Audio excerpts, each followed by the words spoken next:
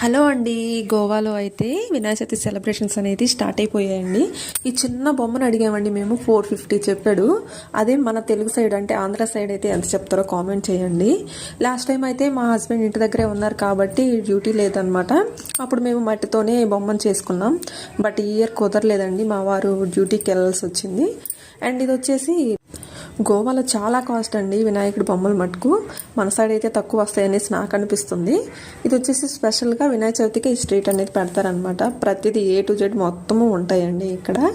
కానీ మన సైడ్ ఊరికే తెచ్చుకునేవి ఇక్కడ కొనాలంటే మనకు మనసు ఒప్పదనమాట.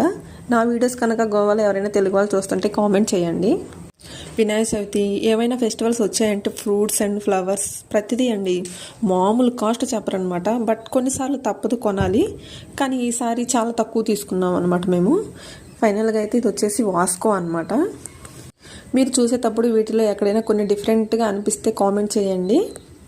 నేనైతే కొన్ని మన సైడ్ చూశాను, కానీ కొన్ని అయితే చూడలేదండి. ఇదే ఫస్ట్ టైం చూడడం. బట్ ఫైనల్గా అయితే ఇక్కడికి వస్తే మటుకు మొత్తం దొరుకుతాయండి. స్ట్రీట్ అయితే చాలా రష్గా ఉంది. ఫుల్ వీడియో తీయడానికి నాకు టైం సెట్ అవ్వలేదు. బట్ అందుకే షార్ట్ వీడియోలాగా నేను క్యాప్చర్ చేశాను అనమాట. చూస్తున్నారా ఎన్ని డిఫరెంట్స్గా ఉన్నాయో. వెజిటేబుల్స్ కూడా పెట్టి అమ్ముతారండి అక్కడ. బట్ ఫైనల్గా అలా ఒక రౌండ్ వేసుకొని వచ్చేసాం. మాకు కావాల్సినవి కొన్ని మటుకే తీసుకున్నాం, అన్నీ తీసుకోలేదు. బట్ ఈసారి అయితే ఏదో అలా చేసేసుకున్నాం. నా వీడియోస్ కనుక చూస్తూ ఉంటే ప్లీజ్ సబ్స్క్రైబ్ చేసుకోండి.